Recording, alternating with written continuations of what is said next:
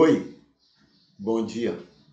A gente vai estar cultuando a Deus, conversando a respeito da revelação dele, da maneira como ele tem se mostrado ao mundo com seu amor, sua misericórdia, desde os tempos de Adão até o último ser humano sobre a face da terra. Então, essa revelação de Deus é o que vai nos prender e vai nos ser parâmetro para analisarmos alguns aspectos na vida cristã ou na vida existencial, tá? É bom lembrar que não estaremos nos prendendo ao que Moisés falou, ao que Davi falou, ao que os profetas, Paulo, não. Vamos nos prender ao que Jesus falou.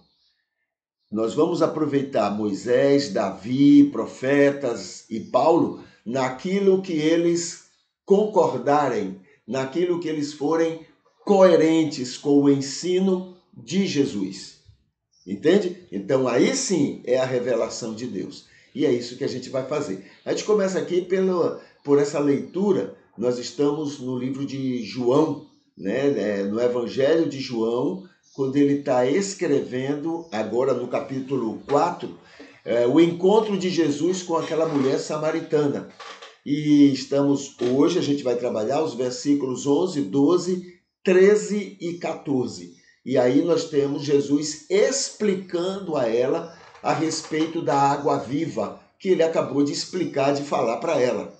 Né? Ela não entendeu. Então ele agora vai explicar sobre esta água viva. Disse então a mulher: Senhor, tu não tens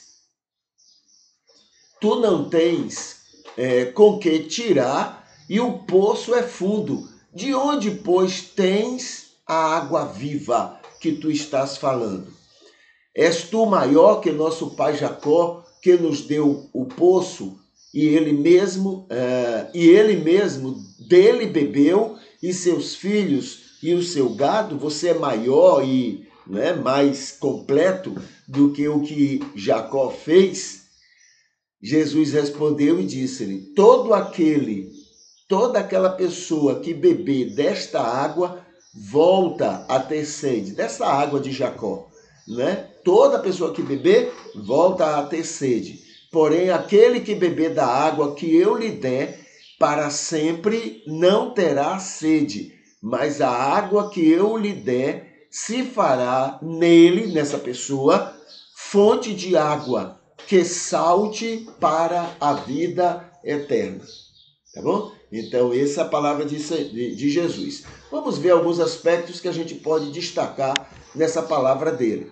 Aí ele disse, ela disse, não tens como tirar essa água que tu estás oferecendo.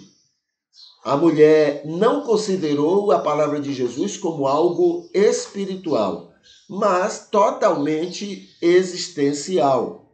Né? Totalmente existencial. Ela ainda não tinha atinado que estava diante de alguém voltado para o mundo, para o aspecto espiritual da vida. Quem beber desta água, Jesus falando, né? Quem beber desta água, Jesus diz que não está falando sobre questões existenciais. Então, quando ele fala, quem beber dessa água que você está falando, vai voltar a ter sede. Ele está falando aí, né? Ele está lembrando, olha, eu não estou falando de coisas existenciais, não. Eu estou falando de coisas espirituais. Entende? O que mais? Aí vem aqui, quem beber da água que eu lhe der. Isso tem a ver com o convencimento do Espírito a toda pessoa no mundo. Beber a água que ele, Deus, pela graça, oferece. Então, nessa linguagem de Jesus, o beber a água é você ter esse acesso ao convencimento do Espírito, né? Porque na verdade é o Espírito que faz isso em você, e você bebe essa água quando você diz, Senhor, realmente eu sou pecador, eu quero mudar, eu preciso mudar, e eu quero a ajuda do teu Espírito para mudar, porque por mim só eu não vou conseguir. Entendeu? Então, isso é o beber a água que Jesus está falando. Então ele diz aqui, quem beber dessa água se fará nele fonte de água viva. Isso tem a ver com a presença e a direção do Espírito, né, que é o próprio Deus, o Espírito Santo, operando a graça, produzindo vida agradável a Deus, em si mesmo e a todos ao seu redor, vivendo como luz e sal, bênção a todo mundo, atraindo as pessoas a Deus e ao seu amor e à sua salvação. Tá? Então, quem beber dessa água fará nele fonte de água viva. Continua essa linguagem, né?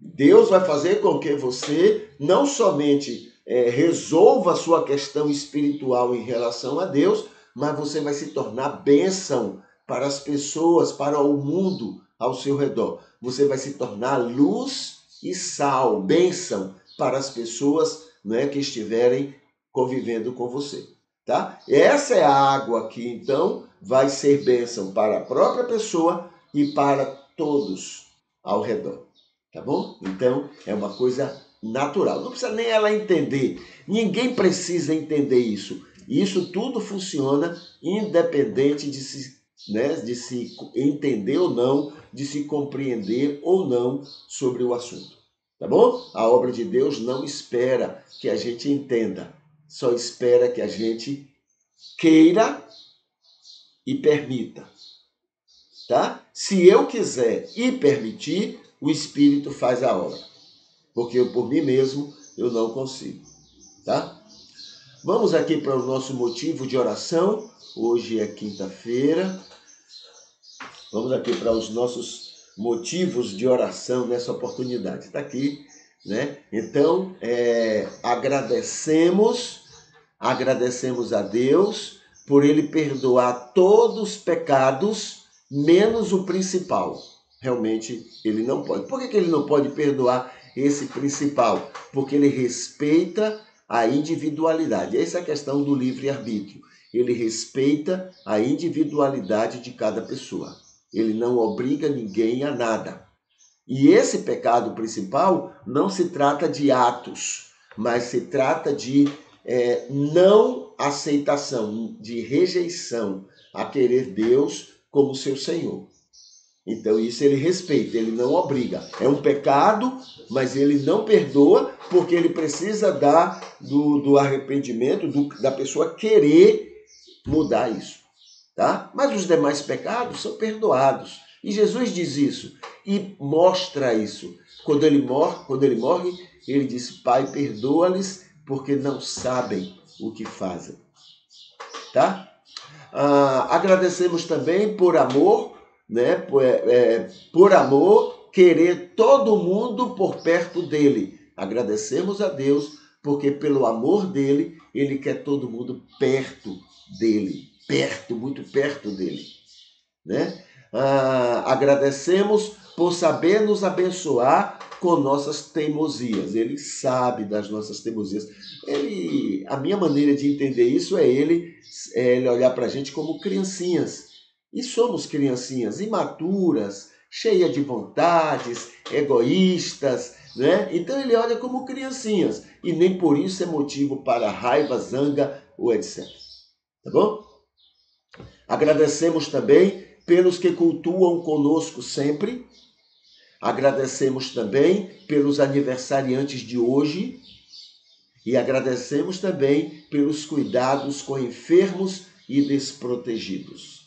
Ele tem grande carinho e um grande coração para cuidar de todas essas pessoas.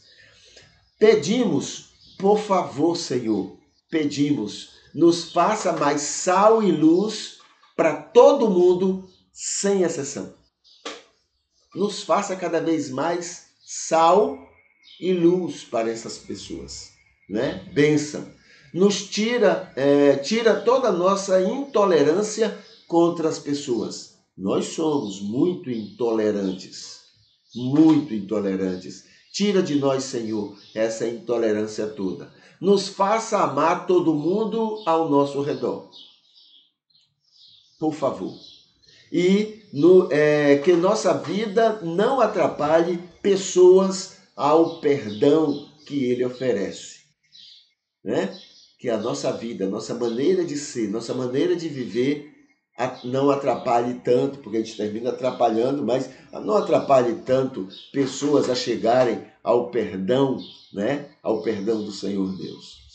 Pedimos também, faça-nos atuantes contra a fome e a pobreza. Nos faça atuantes contra essas duas coisas. Que a gente não fique em silêncio, mas que a gente atue nisto, tá? Faça-nos amigos dos que sofrem intolerâncias, amigos deles. Fiquemos do lado deles. Podemos não concordar, né, com o que eles pensam, com o que eles fazem, mas que sejamos amigos do lado deles, como Jesus fez com a mulher adúltera. Usa-nos para fazer este mundo mais feliz. Essa é a nossa oração. Obrigado, Senhor, em nome de Jesus. Amém. Tá bom?